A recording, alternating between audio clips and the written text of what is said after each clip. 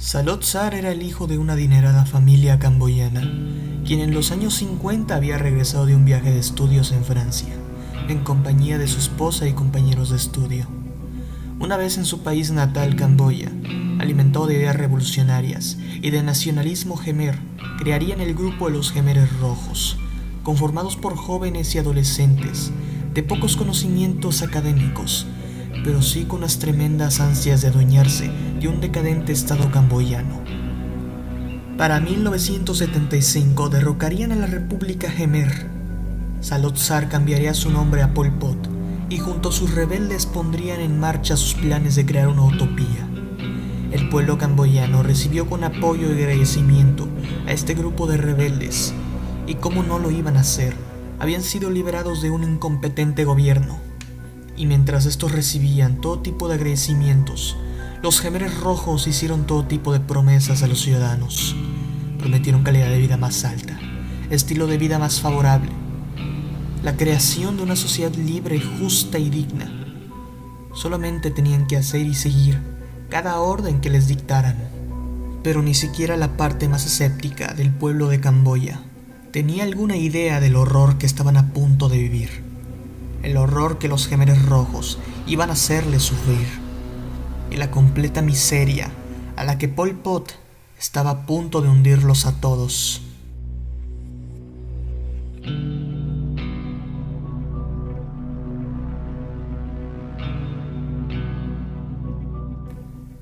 Lo primero fue obligar a los civiles a abandonar las ciudades, todo para llevarlos al campo a vivir.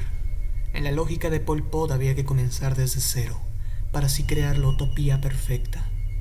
Mientras el grupo de los Jemeres Rojos empezaron a destruir cualquier cosa que sea urbana. En sus mentes las cosas urbanas eran signo de burguesía, algo a lo que estaban muy en contra. Nada de medicinas que no sean hierbas, nada de entretenimiento, nada de industria, nada de vehículos y nada de tecnología que no sea primitiva.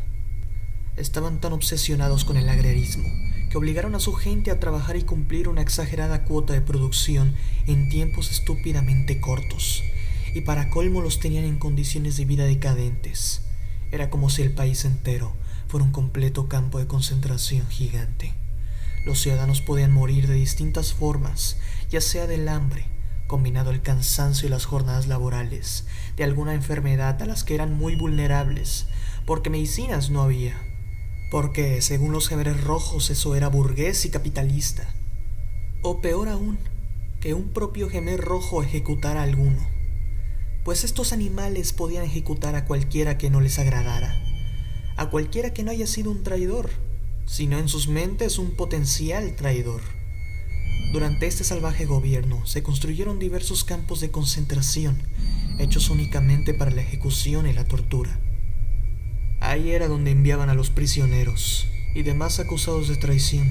Y aparte, la ideología de los Jemeres Rojos era de nacionalismo extremo y creyentes de que la etnia Jemer era la superior, por lo que hicieron un genocidio a gente no camboyana, principalmente vietnamitas con los que les tenían un gran resentimiento histórico. También asesinaron a personas que creyeran en alguna religión, personas profesionales de alguna disciplina, gente que sabía un segundo idioma y hasta personas que usaban lentes, pues todos ellos tenían signos de burgués a los ojos de Pol Pot. Y no se quedaban con ejecutarlos a ellos, también iban por sus familias, no siempre con una simple bala, gracias a que su modelo económico era desastroso y nefasto. No podían desperdiciar sus balas así. Optaban por martillos, hachas, palas, garrotes o cualquier otra cosa que sirviera para golpear. Y no siempre ejecutaban de manera rápida, pues estos sádicos jóvenes, de poco intelecto pero abundante sed de sangre, veían más disfrutable la tortura. A veces ahogaban a sus víctimas, sometían a sus víctimas a brutales palizas hasta la muerte. Otras veces cortaban las uñas con pinzas, aplicaban descargas eléctricas, cometían abuso sexual. Como dije anteriormente, las familias de los acusados también eran masacradas. pues estos monstruos no querían que alguno tomara venganza después. Ni siquiera les importaba si era un bebé al que tenían que ejecutar. Para ejecutar a estos, un Jemer rojo agarraba de las piernas al bebé. Luego se acercaban a un árbol. Y después...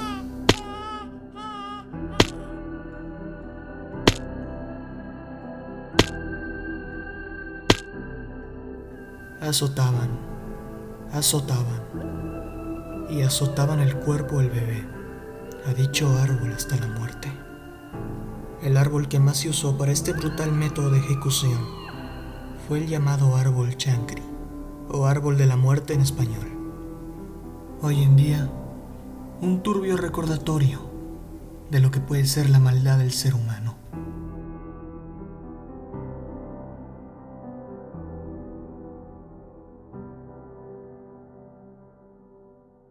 Sin embargo, los Jemeres rojos cometerían el horror que les costaría su ruin gobierno. En un intento por querer hacer su propia campaña de conquista y posiblemente viéndose motivados con las figuras de Napoleón o Alejandro Magno, Pol Pot inició una invasión a su país vecino, Vietnam. Empezaron invadiendo y masacrando aldeas cercanas a sus fronteras. Dicho acto enfureció a los vietnamitas y en respuesta declararon la guerra a Camboya, iniciando así una invasión militar a toda la nación Jemer, dándole por fin muerte a los miles de Jemeres rojos, quienes cayeron fácilmente contra el ejército vietnamita. ¿Y cómo no iban a hacerlo? Pese a su extremo sadismo, los Jemeres rojos no tenían ningún entrenamiento militar, ni mucho menos alguna disciplina, el equipo adecuado o siquiera buena alimentación por las decadentes maneras en las que vivían. Para 1979, Vietnam logró ponerle un alto a las atrocidades del cruel genocida y su ejército de fanáticos. Por su parte, Pol Pot huyó a las fronteras de Tailandia, ocultándose en la selva con lo que quedó de su ejército. Cuando el ejército vietnamita liberó el país del infierno, logró liberar una escuela que fue usada por los Jemeres rojos como campo de concentración. En el colegio de Tuol Sleng solo habían sobrevivido 12 prisioneros. Uno de estos era Van Nat, quien dejó para la posteridad una serie de cuadros que muestran los horrores que vio y vivió, y son las mismas pinturas que has visto en el video.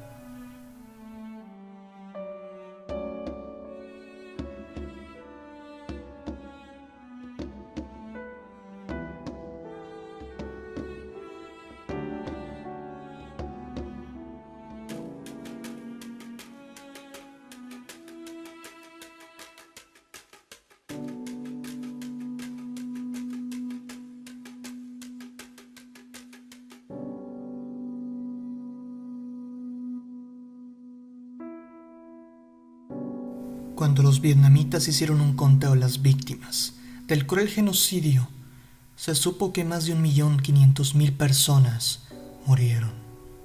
O séase, más de un cuarto de la población del país.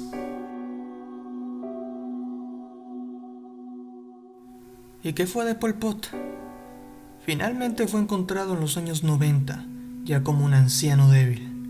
Cuando iba a ser entregado a las autoridades por sus crímenes contra la humanidad, fue envenenado y su cuerpo quemado en una hoguera improvisada, siendo el fin de uno de los personajes históricos más nefastos que pudo haber.